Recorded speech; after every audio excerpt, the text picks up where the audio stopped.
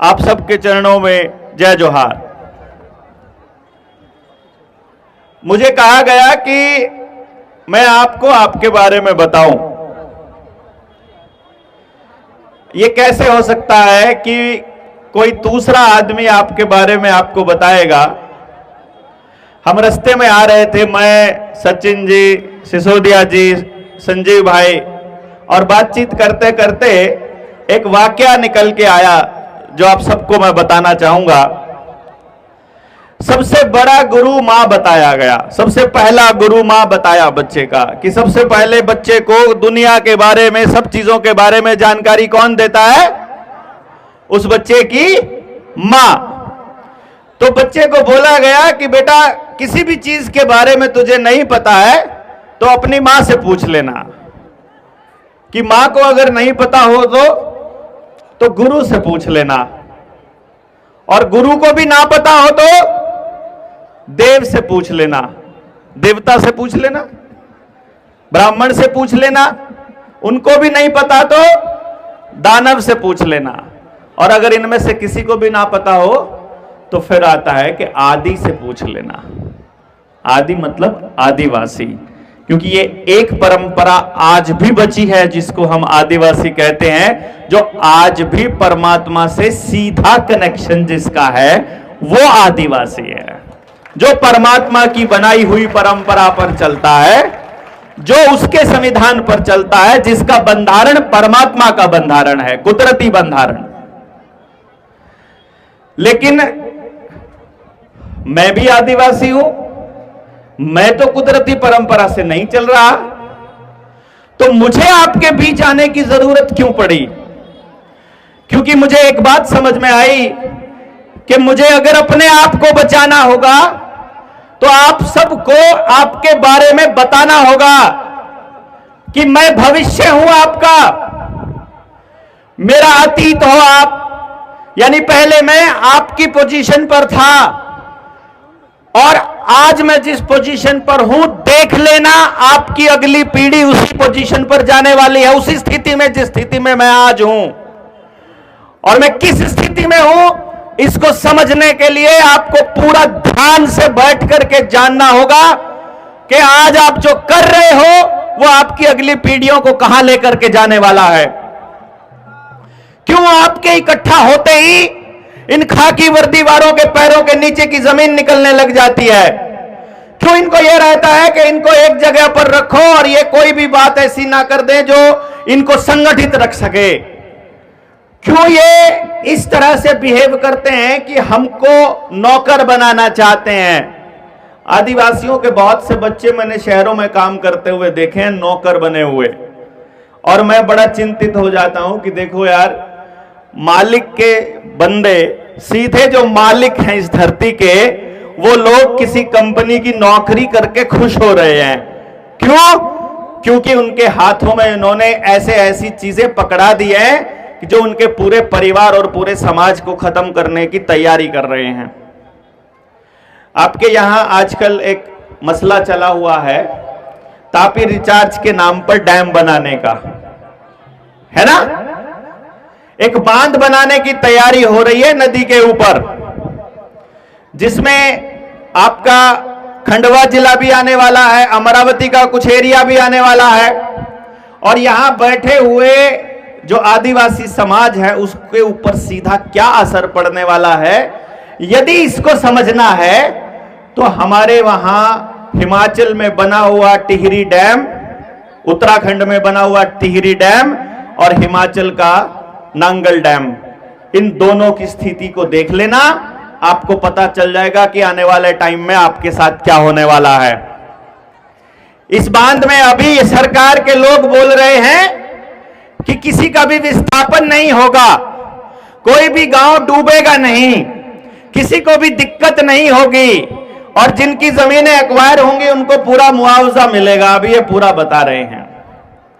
लेकिन क्या आपने पिछले 50 सालों में इन मंत्रालयों में बैठे हुए लोगों के पुराने वादों को कभी देखा है कि उनके वादों से हमारा क्या हाल हुआ है?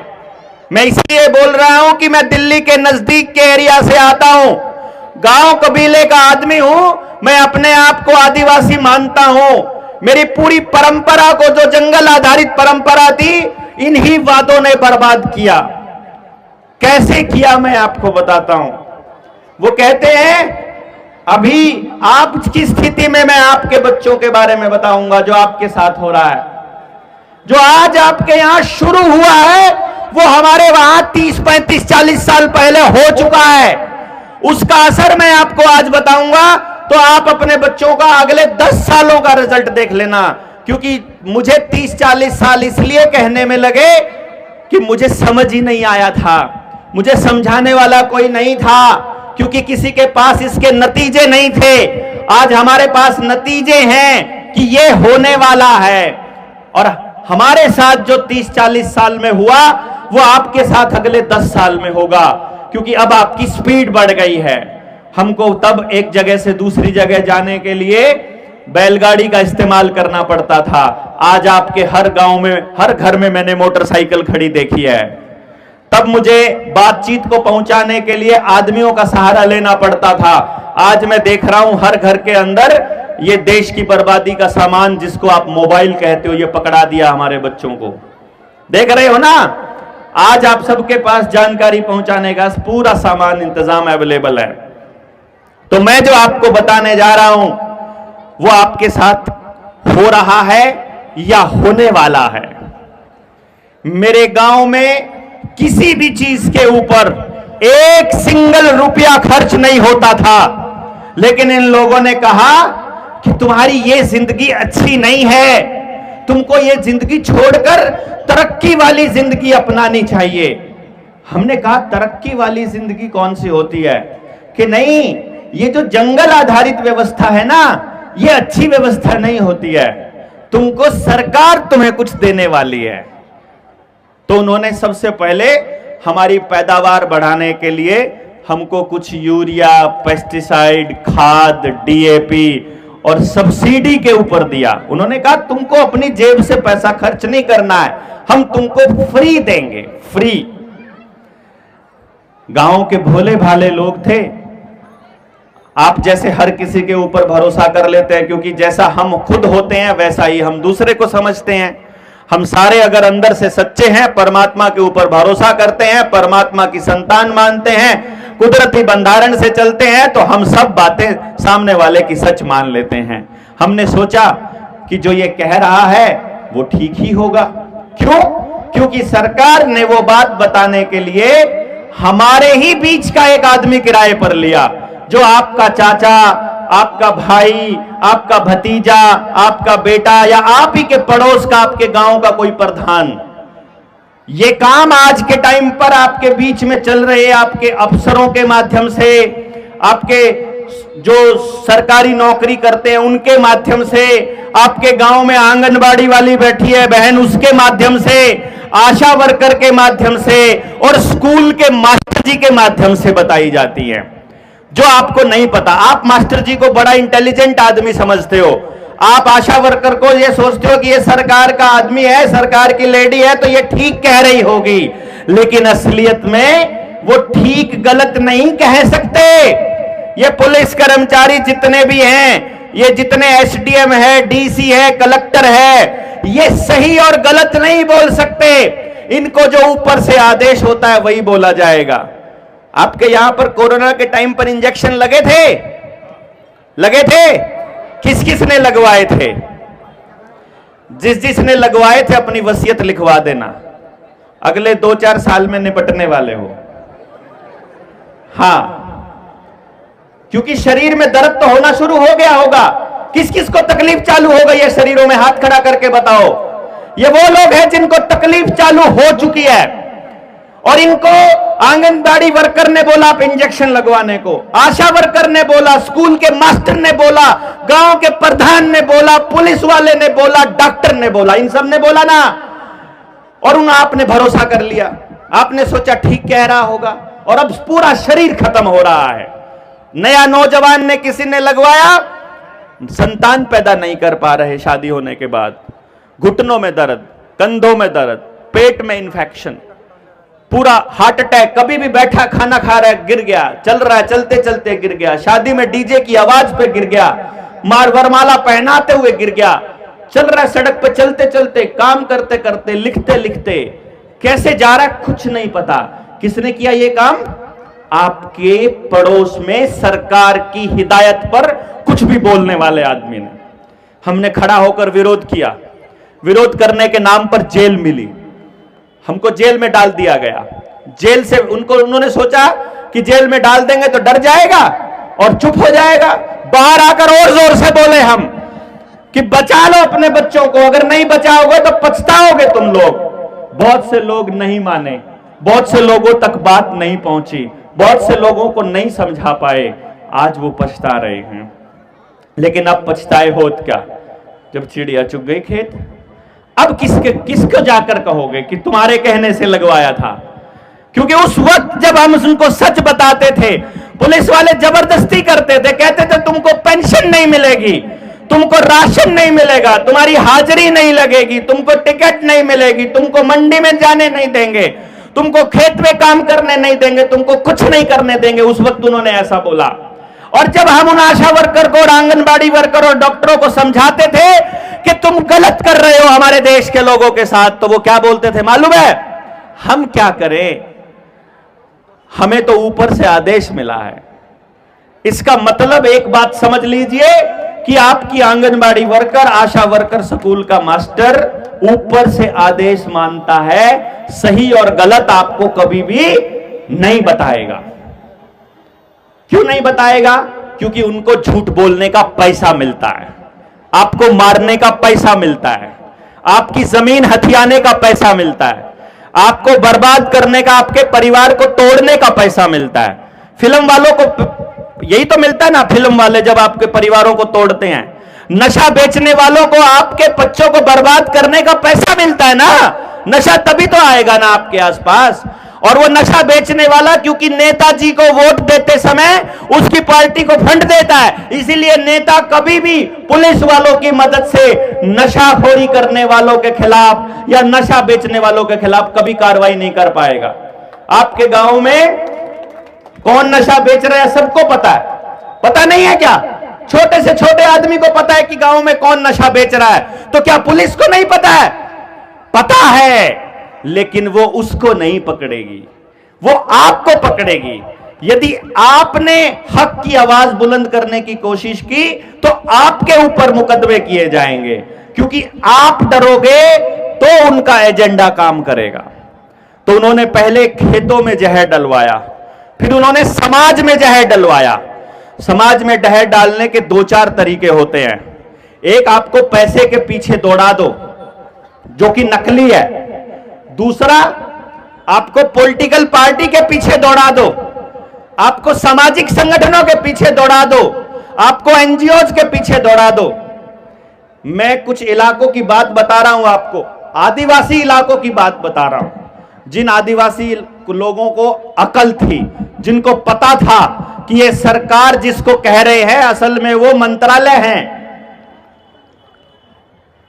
वो भारत को लूटने का एक तंत्र है, उन मंत्रालयों में बैठे लोग प्लान करते हैं कि इनकी जमीनों को कैसे हथियाना है। आप इन जंगलों की रक्षा करते करते आपके और हमारे पुरखों ने अपनी जानें दी, वो इनकी रक्षा करने के, इनको कभी काटते भी नहीं थे।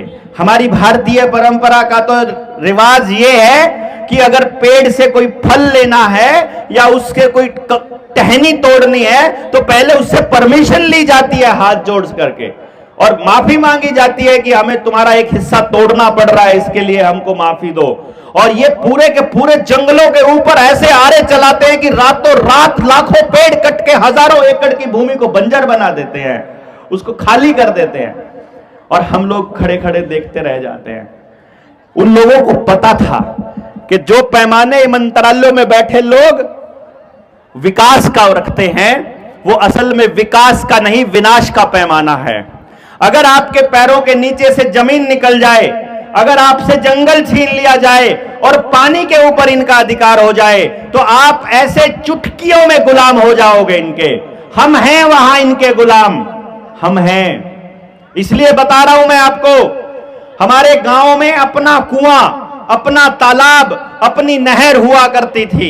हर गांव के पास अपना पानी का इंतजाम हुआ करता था।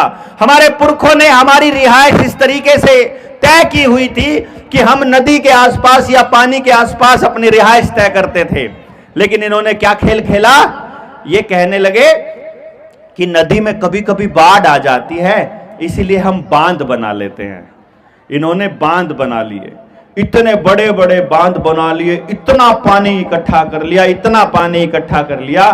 आज के टाइम पर 2 बांध जिनका मैंने जिक्र किया है, टिहरी डैम और नंगल डैम, भाखड़ा के ऊपर नंगल डैम, अगर सरकार और मंत्रालय में बैठे लोग ये चाहें और हमारे लोग जो विद्रोह करते अगर सरकार के खिलाफ, उनको कुछ नहीं करना है, सिर्फ 2 डैम में एक हल्का सा विस्फोट करना है। हमारा पूरा पूर्वी उत्तर प्रदेश, पूरा हरियाणा और पूरा पंजाब एक झटके में डूब जाएगा, एक झटके में। हमने सोचा ये इतना बड़ा प्लान क्यों करके रखा, इनको डैम बनाने की जरूरत क्यों पड़ी? क्योंकि इनको पानी पर कंट्रोल चाहिए। पानी पर कंट्रोल क्यों चाहिए? क्योंकि पानी के बिना ना फसल हो सकती है और पानी के बिना ना अगली नस्ल हो सकती है। आपकी फसल और नस्ल पे कंट्रोल कर लो, आपके भोजन पे कंट्रोल कर लो, आपको गुलामी से कौन बचा सकता है? 5 किलो अनाज इसलिए तो देते हैं कि इनको भिखारियों की आदत, भिखारियों जैसी आदत पड़ जाए। पैसा लेके जाते हैं ना। आदिवासी समाज कौन सा समाज है जो कुदरती बंधारण पर चलता है? कुदरती बंधारण पर चलने वाला आदमी इस भारत का असली वारिस है, इस भारत का असली मालिक है। जो इस भारत का असली मालिक है वो भिखारी होगा कि देने वाला होगा? बताओ आप। अरे वो लेने वाला होगा कि देने वाला होगा? उसके पास तो अबंडेंस है, उसके पास तो इतना ज्यादा है प्राकृतिक संपदाओं के रूप में। इन्होंने जियो सैटेलाइट से, सैटेलाइट के थ्रू जियो थर्मल इमेजिंग से ये पता कर लिया है कौन से जंगल के नीचे सोना दबा है, कौन से जंगल के नीचे कोयला दबा है, कौन से जंगल के नीचे बॉक्साइट है, कौन से जंगल के नीचे निकल है, कौन से जंगल के नीचे कोबाल्ट है। धीरे धीरे एक एक जंगल को साफ करते जाएंगे। उस जगह पर जो हमारे पुश्तैनी और पुराने इंडिजीनियस पेड़ हुआ करते थे, उन पेड़ों की जगह पर ये लोग नकली पेड़ लगाते जाएंगे, हाइब्रिड बीज, ताकि नेगेटिव एनर्जी वाले, और धीरे धीरे वहां की आबादियों को विस्थापित करते जाएंगे। इन्होंने किया है, हमारे वहां किया है। एक एक गांव को इन्होंने इस तरह से मैनिपुलेट किया, चिन्हित किया, देखा कि अच्छा ये 10 गांव हैं, इन 10 गांव के बीच में एक फैक्ट्री लगा दो, इन लोगों को बोलो तुमको रोजगार मिलेगा। हमने पता किया पूरे हरियाणा, पूरे पंजाब, पूरे उत्तर प्रदेश, पूरी दिल्ली के आसपास के एरिया में जहां भी फैक्ट्री लगी, उस गांव के लोगों को वहां से विस्थापित कर दिया। सस्ते रेटों में जमीन खरीद ली। किसान का बच्चा एकदम से आए हुए पैसे को बर्दाश्त नहीं कर पाया, बड़ी बड़ी गाड़ियां ले ली, बड़े बड़े मोटरसाइकिल ले ली, बड़े बड़े पैसे खर्च कर दिए, साथ में रिवॉल्वर का लाइसेंस ले लिया। दारू पीने टाइम पे रोज रात में 1-2 एक्सीडेंट हो गए तो आज जेल में पड़े हुए हैं। जिन्होंने जमीनें खरीद ली वो बहुत थोड़े लोग थे, मैक्सिमम लोग, ज्यादातर लोग पूरी तरह से बर्बाद हो गए। अब जब बर्बाद हो गए, आज वो दिहाड़ी करते हैं, कहीं पर नौकरी करते हैं। जो कभी कभी जिनके घर में सोना और चांदी भरपूर मात्रा में हुआ करता था, आज वो कहीं नौकरी ढूंढ रहे हैं। हमने देखा कि ये कैसे किया इन्होंने। तो नौकरी तो मिली होगी जरूर, क्योंकि जमीन एक्वायर की थी और इन्होंने वादा किया था कि तुमको नौकरी देंगे, तुमको रोजगार देंगे। हाँ, रोजगार मिला। क्या रोजगार मिला? चपड़ासी का, झाड़ू मारने का, टॉयलेट साफ करने का, ड्राइवरी करने का, क्लर्की करने का, बाहर चौकीदार खड़ा होने का, कंप्यूटर ऑपरेटर करने का। इससे ज्यादा कोई नौकरी वहां नहीं मिलेगी वहां के लोकल आदमी को। सारी नौकरियां कहां से मिलेंगी? बाहर के आदमी को। किस लिए भैया? क्योंकि बाहर का आदमी कुछ बोल नहीं पाएगा और लोकल आदमी को अंदर जाने की इजाजत नहीं होगी, उसको छोटी मोटी नौकरी दे दी गई है, तो लोकल को पता नहीं है कैसे बर्बाद कर दिया, और बड़े वाला जो अफसर है उसको वो बोल नहीं सकता क्योंकि वो दूसरे प्रदेश से आया है। तो बाद में पता चलता है हर फैक्ट्री वहां के पानी का दोहन करके जमीन से साफ पानी निकालती है, केमिकल मिलाती है, सारा का सारा प्रोसेसिंग करती है और सारे गंदे पानी को रिवर्स बोर करके जमीन के अंदर दोबारा ले जाती है। तो हमारे आसपास का सारा पीने का पानी खराब हो चुका है, सारा पानी। वहां गांव में काला पी लिया, हरा पी लिया, लाल पी लिया, काला बुखार, लाल बुखार, पता नहीं कौन से टाइफाइड, पता नहीं कौन सी बीमारियां, पता नहीं किस तरह के हालात। ऐसे हालात है गांव का गांव कैंसर, पूरे के पूरे पंजाब से ट्रेन चलती है बकायदा कैंसर के मरीजों की। कारण क्या? सिर्फ एक फैक्ट्रियों से निकलने वाला वो केमिकल जो पानी में मिला दिया जाता है और उस पानी को पी करके वहां के लोग बीमार होते हैं। तो फिर कहां जाएंगे? फिर जंगल की उस पूरी की पूरी व्यवस्था को छोड़कर उनको विस्थापित होना पड़ेगा शहर में छोटे छोटे कबूतर खानों में। मैं देख रहा था आपके गांव दूर दूर तक, पिछले 200 किलोमीटर तक मैंने देखा है, आपके गांव के जो घर हैं हवादार हैं, खुले हैं, बड़े हैं, ठंडे हैं। किसी को पंखे की भी जरूरत नहीं है, किसी को एसी की भी जरूरत नहीं है, काम चल रहा है, आपका चल रहा है ना बहुत सारी जगह पर। लेकिन गांव में किसी एक दो आदमी को शराब जो बेचता है, नशा जो बेचता है, या सरकारों की दलाली जो करता है, उसने पक्का मकान बनाना चालू कर दिया है। ऐसा ही आदमी बनाएगा पक्का मकान? वो ईमानदारी से करने वाला आदमी कभी नहीं जाएगा, वो दिखाने का काम करेगा जो चोरी कर रहा है, उसने बनाना चालू किया है। मैं देख रहा हूं कि अब जिन जिन ने भी पक्के मकान बना लिए उनको एसी भी लगाना पड़ रहा है, उनका बिना एसी और पंखे के काम नहीं चलता है। जंगल आधारित व्यवस्था का फर्क आपको देखना हो, यदि आपको कभी भी चेक करना हो, सीमेंट के रोड के ऊपर नंगे पैर चलकर देखना, आप चल नहीं पाएंगे, पैर जल जाएगा। वहीं उसी सड़क के साथ में अगर कोई काली सड़क हो दूसरी, सीमेंट से दूसरी, वो कम गर्म होगी। साथ में कोई मिट्टी होगी उस सड़क के साइड वाली, वो कम गर्म होगी। उसके साथ में अगर घास होगी वो गर्म होगी ही नहीं, चाहे जितनी मर्जी धूप पड़ रही हो। और अगर आसपास पेड़ पौधे भी होंगे तो वहां ठंडक होगी। सेम जगह पर, उसी जगह पर अगर हमारे पास पेड़ पौधे हैं तो गर्मी नहीं होगी। तो इनका जो ग्लोबल वार्मिंग का एजेंडा और जो बकवास है वो पूरी तरह से झूठ साबित करने के लिए ये काफी है, अगर आप चेक कर लो तो।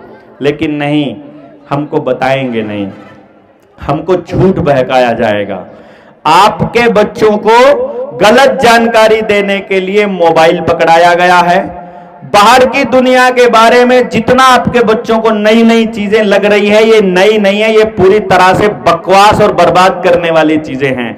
अगर हम आपको मैं अगर अपने भविष्य के बारे में बताऊं, यानी आपके भविष्य के बारे में और अपने बारे में, मेरे गांव की बात बता रहा हूं और मेरे आसपास के गांव की बात बता रहा हूं, सबके बच्चे अपने मां बाप को छोड़कर या तो शहर जा रहे हैं या विदेश जा रहे हैं। किसी का बच्चा अपने मां बाप के पास नहीं रह रहा। हर घर के अंदर इतना बड़ा डब्बा दवाइयों का रखा हुआ है और किसी को नहीं पता है उनको बीमारी क्या है। खा रहे हैं, शुगर है, बीपी है, उनको पैरालिसिस कभी हो रहा है, कभी हार्ट की बीमारी हो रही है, कभी लीवर की हो रही है, कभी किडनी की हो रही है, कभी शरीर में दर्द की हो रही है, कुछ नहीं पता क्या हो रहा है। 24 घंटे बीमारियां। पानी गांव के पास अपना नहीं बचा है। अगर गांव के पास अपना पानी ही नहीं होगा तो आपको कंट्रोल करना कितना मुश्किल है। सारा पानी सरकार के हाथ में है। वो कह रहे हैं आपको हर घर में जल देंगे आप, है ना। और इस सारे प्रोपेगेंडा को समझाने के लिए जब कोई निकलता है तो किसी के पास समय नहीं है। कारण क्या है? क्योंकि जो बोलने वाला है वो शायद आपके वाली पॉलिटिकल पार्टी का आदमी नहीं होगा, वो शायद आपके सामाजिक संगठन का आदमी नहीं होगा, सामाजिक संगठनों का और पॉलिटिकल पार्टियों का सहारा लेकर के गांव के लोगों को आपस में तोड़ा जा रहा है। लोग आपस में पूरी बातचीत किए बिना ही एक दूसरे के विचारों को रिजेक्ट कर रहे हैं और इस रिजेक्शन की वजह से आप तक पूरी बात कभी नहीं पहुंच रही है। बस एक बात कान खोलकर सुन लीजिए, अगर आप कुदरती बंधारण से चलने वाले सच्चे आदिवासी हो तो आपको एक बात पर विचार करना होगा कि हम भिखारी नहीं हैं, हम इस देश के मालिक हैं। तो हमने अगर कोई चीज किसी मंत्री या किसी सरकार की एजेंसी से फ्री में ले ली, मुफ्त में ले ली, तो उसकी कीमत हमारी अगली पीढ़ियों को चुकानी पड़ेगी। इसलिए अब आपको यह सोचना पड़ेगा कि आपको अपना जीवन कैसे जीना है। अगर हम लोग इस षड्यंत्र से बचना चाहते हैं तो हमको व्यापार से बाहर निकलना पड़ेगा। व्यापार से बाहर निकलकर व्यवहार में आना पड़ेगा। व्यापार क्या है? आपकी जरूरत से ज्यादा जो भी आपके पास संग्रह करने वाली चीजें हैं वो व्यापार की श्रेणी में आ जाएंगी। तो गांव को बैठ करके, कबीलों को बैठ करके, हम सबको बैठ करके इस बात के ऊपर मनन चिंतन करना पड़ेगा और उसकी व्यवस्था बनानी पड़ेगी कि हम में से किसी के पास भी किसी चीज की कमी ना रहे और सब कुछ अबंडेंस में इतना रहे। हम बाजार से मुक्त अपने व्यवहार को करना चाहते हैं, अपने गांव समाज को करना चाहते हैं। ये इस बात पर आपको मनन चिंतन करना पड़ेगा। पूरा गांव क्या ये चीज पे मुक्त हो सकता है? यदि हो सकता है तो सरकार के कंट्रोल से बाहर हम हो सकते हैं। दूसरी चीज, पुलिस वाले आपको कहीं भी रोक लेते हैं, कहीं भी पकड़ लेते हैं, आपके ऊपर झूठे मुकदमे कर देते हैं। असलियत में तो उनकी हिम्मत ऐसी होनी ही नहीं चाहिए।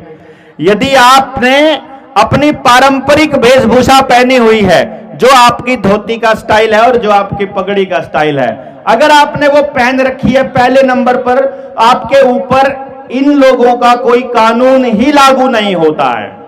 आदिवासियों के ऊपर कोई कानून लागू नहीं होता है। क्यों लागू नहीं होता है?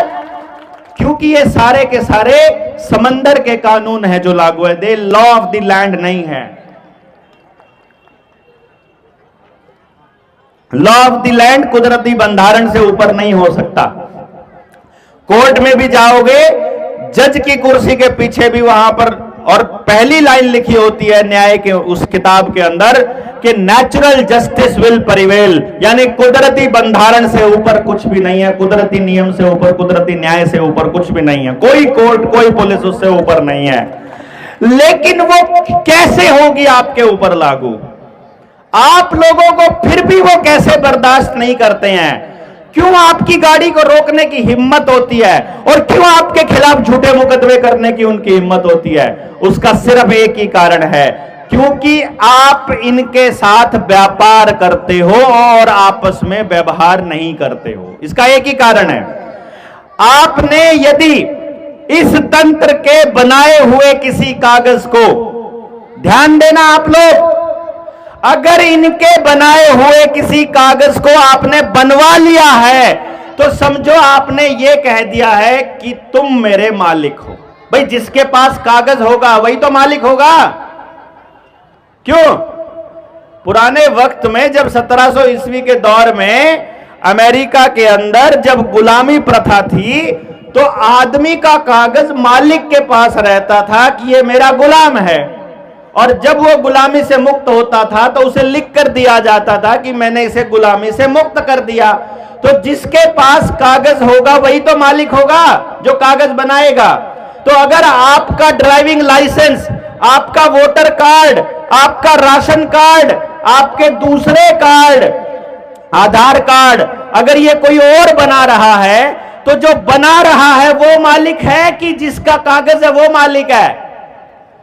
अरे जो बना रहा है वो मालिक है ना, बनाने वाला मालिक है। तो जो बनाने वाला मालिक है तो गुलाम कौन है? जिसका फोटो लगा हुआ है। यानी कि आपने अपनी गर्दन खुद इनके हाथों में दे रखी है। समझ गए? समझे कि नहीं समझे? अरे ये हमको इतना बेवकूफ समझते हैं, मालूम है ये हमको कितना बेवकूफ समझते हैं? ये इतना बेवकूफ समझते हैं कि आंगनबाड़ी वर्कर आपके घर पे आएगी, बोलेगी राहुल के घर में बेटा पैदा हुआ है। हाँ, राहुल पिता का नाम राहुल, मां का नाम सीमा, कुछ भी मतलब जो भी है, बच्चे का नाम क्या रखोगे? वो राहुल और राहुल की पत्नी बताएंगे, दोनों बताएंगे, वो बता दिया। अब बताओ भैया, उस बच्चे के बारे में, वो बच्चा कब पैदा हुआ, कहां पैदा हुआ, किसने बताया? राहुल के मां बाप ने बताया, लेकिन कागज कौन दे रहा है? कोई तीसरा। अरे जब हमने ही बताना है कि बच्चा किसका है, हमने ही बताना है कब पैदा हुआ, तो सर्टिफिकेट हम बना लेंगे ना अपने हाथ से। तुम्हारे सर्टिफिकेट की जरूरत क्या है? नहीं समझे? हमको गाड़ी चलानी आती है कि नहीं चलानी आती है, ये गाड़ी किसके पैसे से खरीदी गई है, ये गाड़ी किसकी है, इसका कागज कोई और बना के देता है, भला हमारा कागज नहीं चलता है। नहीं समझे?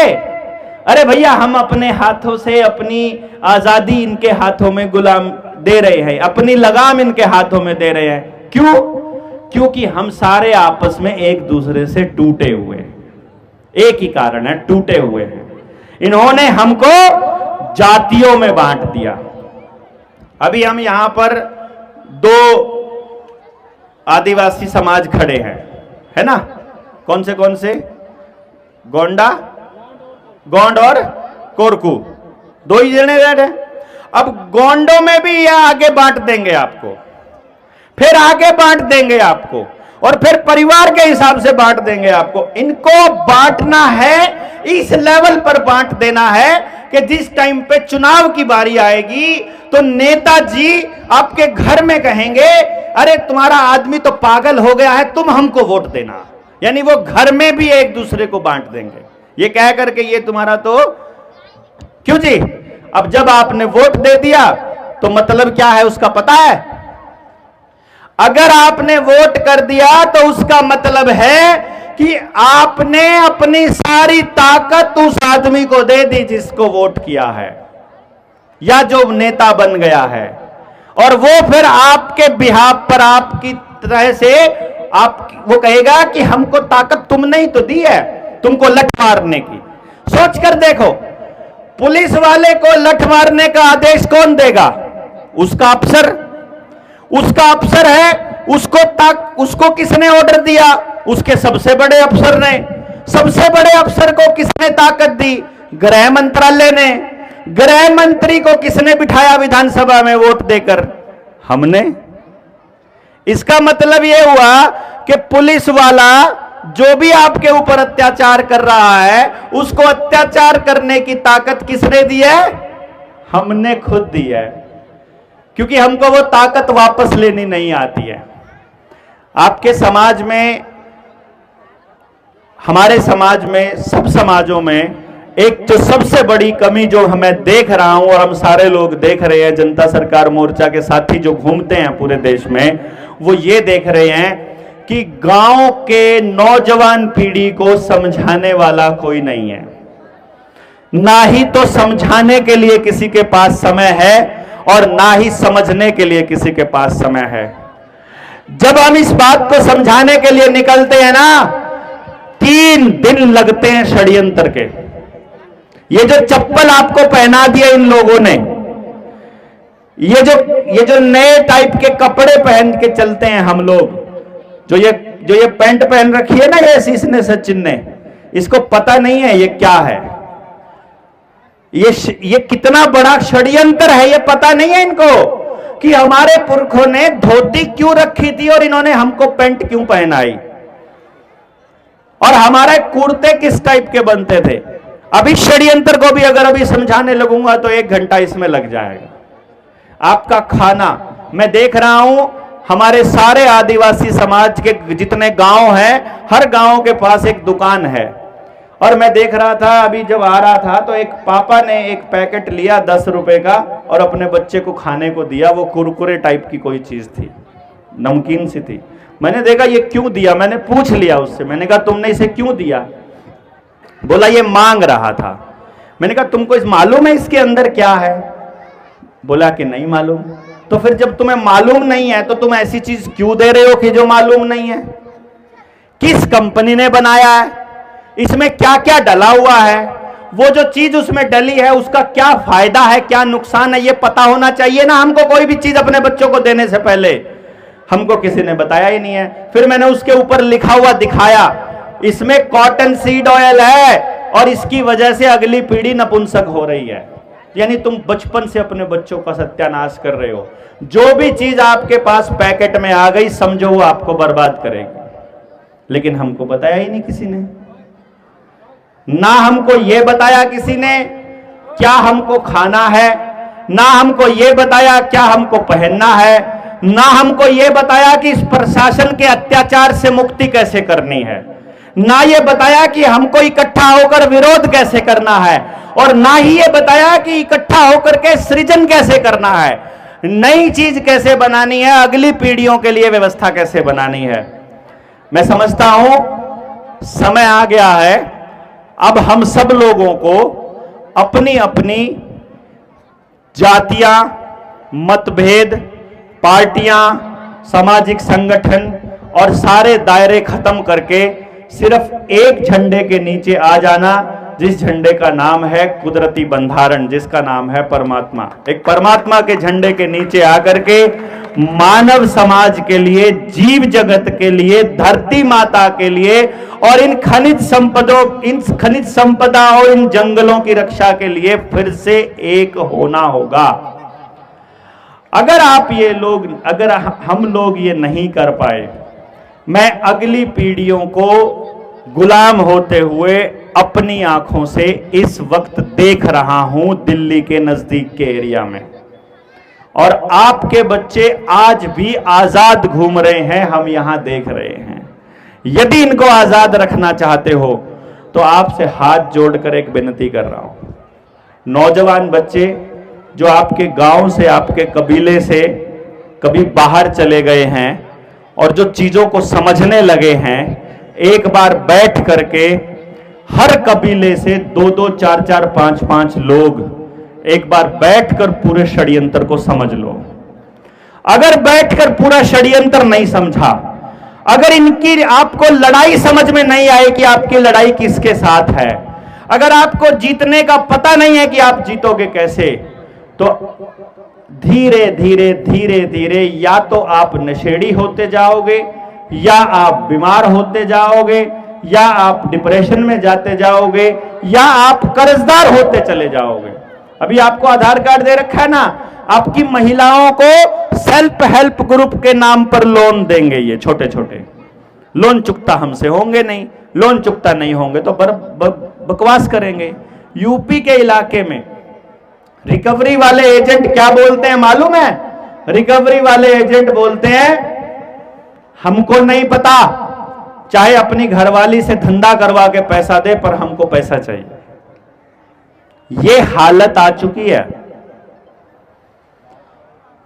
और ये अपनी आंखों से देखकर आए हैं, इसलिए बता रहे हैं। आपको कर्जा दे रहे हैं।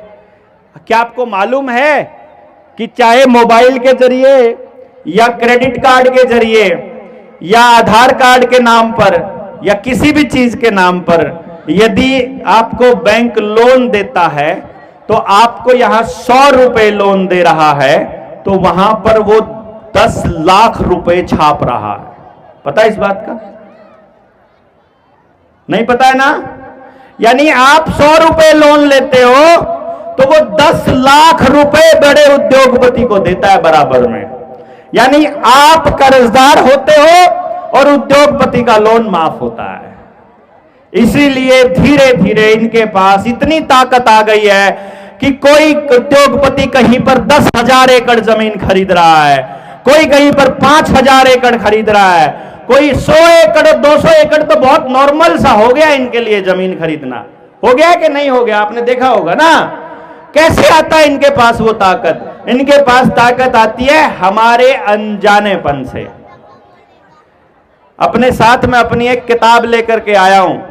घनश्याम वर्मा जी ने रिसर्च करके रुपए के ऊपर एक किताब लिखी है जो बिल्कुल इनका भांडाफोड़ करती है, जिसमें आरबीआई ने, बैंकों ने वित्त मंत्रालय ने, केंद्र सरकार ने, पीएमओ ने, सब ने ये अपने हाथों से लिख करके हमको दिया है कि इनके पास वैध रुपए का कोई दस्तावेज नहीं है। मतलब जितना भी रुपया बैंकों के जरिए ये छाप रहे हैं, आरबीआई के जरिए, सारा रुपया नकली है, ये बता रहे हैं। और उस नकली रुपए के चक्कर में हम अपने असली संसाधन, अपने डंगर ढोर, अपना पशु, अपनी खेत, अपने खनिज, अपने जंगल, अपनी लकड़ी, अपना पानी, सब कुछ बेचते जा रहे हैं।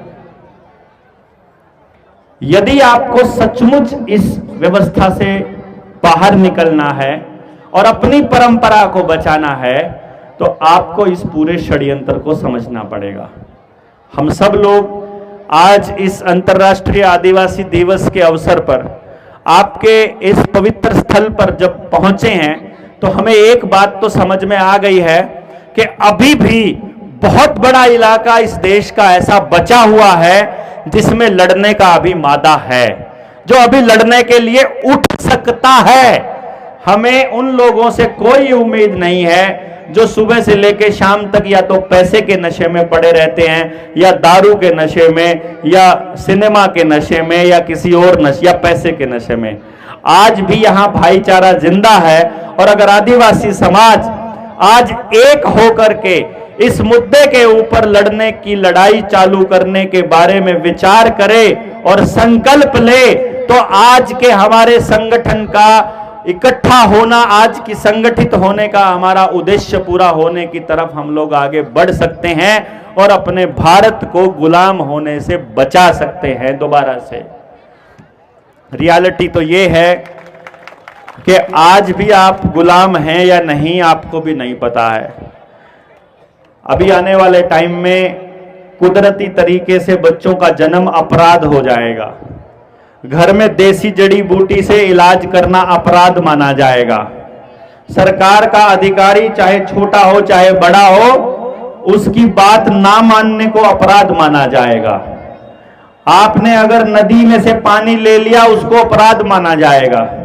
जयपुर में इन्होंने कानून नोटिफिकेशन जारी कर दिया है, बाकी शहरों में जल्दी आएगा और बाद में शहरों से गांव में भी जल्दी आएगा कि एक से ज्यादा पशु रखना भी अपराध माना जाएगा। आप सोच सकते हैं, जयपुर एडमिनिस्ट्रेशन ने एक आदेश पारित किया है कि ऊंट, घोड़ा, गधा, बैल, गाय या भैंस घर में नहीं पाल सकते। कुत्ते के अलावा कुछ भी पालना होगा तो लाइसेंस लेना पड़ेगा। पहले लाइसेंस लेना है तो टैक्स देना पड़ेगा। आपको नहीं पता है कि पानी का कानून आ रहा है, नदी से पानी नहीं ले पाओगे। बीज के लिए कानून आ रहा है, अपना बीज आप नहीं बो पाओगे, आपको उनका दिया हुआ बीज लेना पड़ेगा। अगर यह साबित नहीं कर पाए बीज किस कंपनी से लेकर आए, पर्ची नहीं हुई, तो मुकदमा होगा, 3 साल की जेल होगी। रहने के नाम का टैक्स देना पड़ेगा, चाहे कहीं भी रह रहे हो।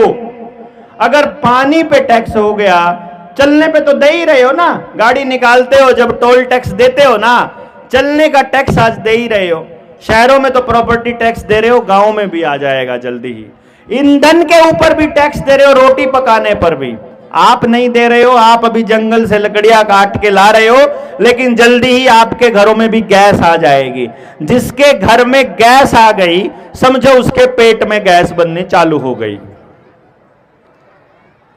देख लो आप, बीमारियां उन्हीं के घर में हैं जिनके घर में जिनके पक्के मकान हो गए, जिन्होंने आंगनबाड़ी वर्कर के चक्कर में अपने बच्चों को वैक्सीन लगवानी चालू कर दी, जिन्होंने आगे आकर के कोरोना की वैक्सीन लगाई, जो अपना इलाज जंगल से नहीं बल्कि डॉक्टर से ढूंढने लग गए, उनके घरों में बीमारियां ज्यादा है या कम है, चेक कर लो। जो आज भी डॉक्टर से बचे हुए, अगर आपके यहां कोई आपका पुरखा बचा हो जिसकी उम्र 80 साल से ऊपर हो, 90 साल से ऊपर, तो जाकर पता करना उसके बचने का कारण क्या है। एक ही कारण मिलेगा कि शहर से कुछ खाता पीता नहीं है, ज्यादा गांव से बाहर आना जाना नहीं रखता है, और आज तक डॉक्टर से बचा हुआ है। डॉक्टर से बचा हुआ है तो जिंदा है। एक बार डॉक्टर के यहां जाना चालू कर दो, उसके बाद बंद नहीं होगा उनका जाना। फिर तो आप जब तक बिल्कुल लुट नहीं जाओगे, बर्बाद नहीं हो जाओगे, तब तक नहीं छोड़ेगा। ये हालात वो आपके यहां भी लेकर के आना चाहते हैं। अब आपके ऊपर है कि आप इन हालातों से अपने बच्चों को बचाना चाहते हो या आंखें मूंदे हम ऐसे ही रहेंगे। यदि आंखें मूंदे नहीं रहना है तो आज जो जितने समाज के लोग यहां बैठे हुए हैं, किस तरह से संगठित होना है, आप 3 दिन का एक प्रोग्राम ऑर्गेनाइज कीजिए, बैठेंगे, चर्चा करेंगे, लंबी चर्चा करेंगे, हर चीज के समाधान के ऊपर आपके नौजवानों को ट्रेंड करेंगे, आपके नौजवानों को बताएंगे कि असली खेल क्या है और इससे कैसे बचा जा सकता है, और अनपढ़ से अनपढ़ और गांव में रहने वाली एक एक महिला को इतना शिक्षित कैसे कर देना है, इतनी समझ कैसे दे देनी है कि वो अपने आने वाली पीढ़ी की लड़ाई अगर अकेला कहीं खड़ा हो तो भी लड़ पाए, तो भी किसी पुलिस वाले की हिम्मत ना हो उसको पकड़ने की और उसके ऊपर जबरदस्ती करने की। वरना ये अलग अलग करके हम लोगों को लपेटने वाले हैं, इतना तय है।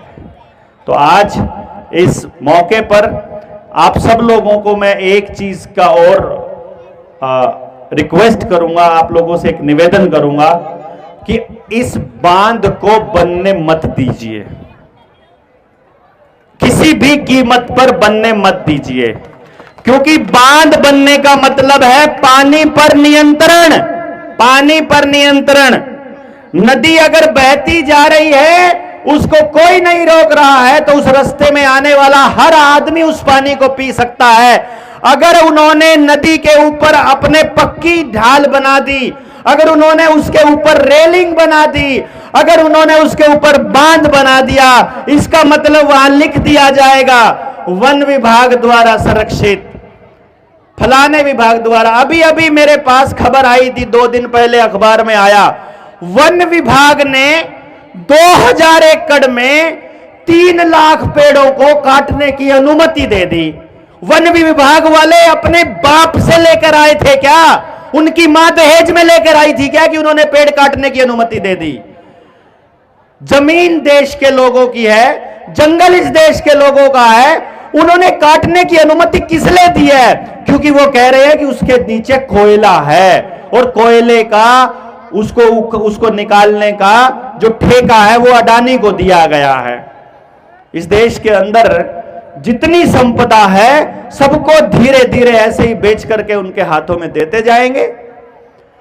अगर कोई भी मंत्रालय, कोई भी विभाग अगर कहीं पर भी कुछ बना रहा है, गांव में पानी की टंकी बनी है, मैं देख रहा हूं कुछ गांव के अंदर पानी की टंकी बनी है, पानी की टंकी जिस गांव में आ गई है उस गांव में बीमारी ज्यादा है या कम, चेक करो, पता करो, क्योंकि पानी की टंकी में पानी को साफ करने के नाम पर केमिकल मिलाकर दे रहे हैं वो आपको लगातार बीमार रखने के लिए। आपको पता ही नहीं है, आपकी बड़ी चिंता है उनको। देखो जरा ध्यान से, मेरी माताएं सब जानती हैं, बच्चे अगर मां के पेट में बच्चा है, आंगनबाड़ी वर्कर 24 घंटे आसपास घूमती रहती है, ये टीका लगवा लो, ये टीका लगवा लो, ये टीका लगवा लो, है लगी रहती है कि नहीं लगी रहती है?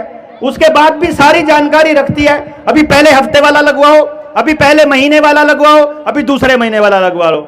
हमने सारे लगवा लिए, फिर एक दिन हमारा बच्चा बीमार हो गया, उसी आंगनबाड़ी वर्कर के पास जाओ, उसी आशा वर्कर के पास जाओ कि बच्चा बीमार हो गया है, इसका इलाज करो। ये हम नहीं कर सकते, अस्पताल जाना पड़ेगा।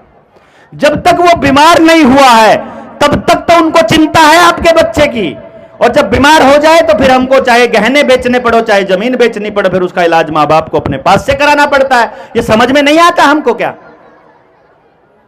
समझ रहे हैं ना मेरी बात को आप? अरे भैया, तुमको अगर चिंता हमारे बीमार होने से पहले है, बाद में क्यों नहीं है भाई? हमारी बच्चियों को कह रहे हैं 8 साल से 14 साल की बच्चियों को कैंसर का टीका लगेगा, सर्विक कैंसर का टीका लगेगा, गर्भाशय के कैंसर का। अरे मैंने भैया वो कैंसर ठीक रखने का नहीं है, कैंसर करने का है। समझ रहे हो ना?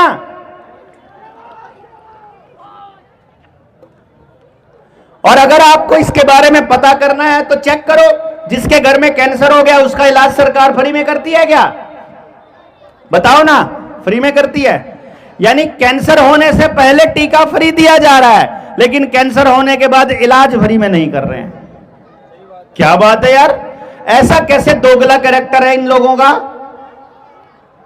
कर्जा आपको सस्ते रेटों पर दिया जा रहा है कि आपकी तरक्की के लिए है, और जब जमीन गिरवी रख दी गई, उस जमीन की नीलामी हो रही है, मकान की नीलामी हो रही है, तब कहते हैं फिर लेने से पहले सोचना चाहिए था।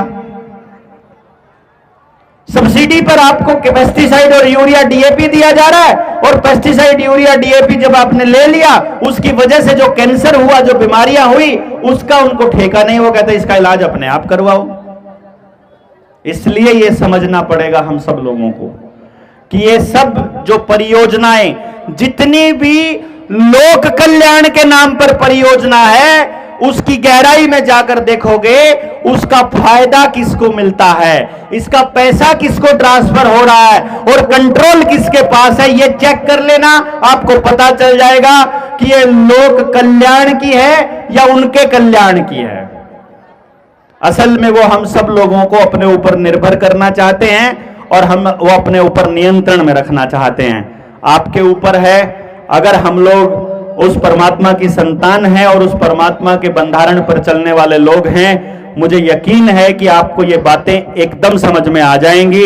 और आने वाले टाइम में हम गांवों में लोगों को संगठित रखने का, कि ठीक है यार, तुम 5 साल किसी पार्टी के नेता रहो, तुम 5 साल किसी पार्टी के पालतू रहो, तुम 5 साल किसी पार्टी के समर्थन में रहो, किसी के विरोध में रहो, कोई फर्क नहीं पड़ता। वोट डाल दिया, वोट डालने के बाद तो गांव का आदमी बन जाओ। अब तो गांव के अंदर जो चल रहा है उसके ऊपर बैठ करके चर्चा कर लो, अब तो पूरे षड्यंत्र को समझ लो। तो आप सब लोग इकट्ठे होकर के इस पूरी की पूरी मुहिम में आगे बढ़ेंगे और आने वाली पीढ़ियों को बचाएंगे, ऐसी मेरी कामना है। एक बार जोर से बता देंगे कि जय जोहार का नारा है,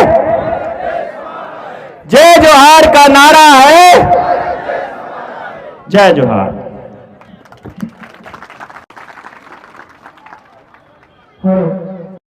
धन्यवाद।